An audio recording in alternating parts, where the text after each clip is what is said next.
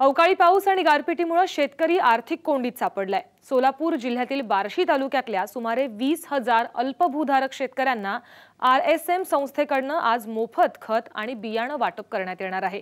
भैयूजी महाराज आणि शिवसेनेचे खासदार गजानन कीर्तिकर यांच्या हस्ते खत आणि बियाण्यांचं वाटप करण्यात येणार आहे।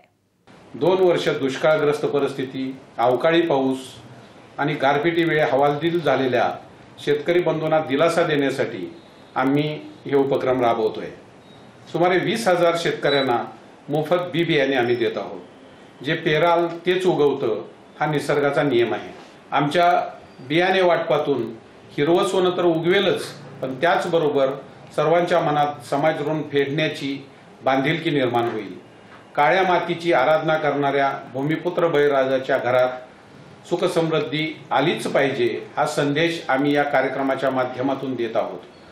बियाणे वाटप कार्यक्रम हा आपल्या सर्वांचा अन्नदाता असलेला शेतकऱ्यांच्या बद्दल असलेल्या कृतज्ञतेचं प्रतीक आहे।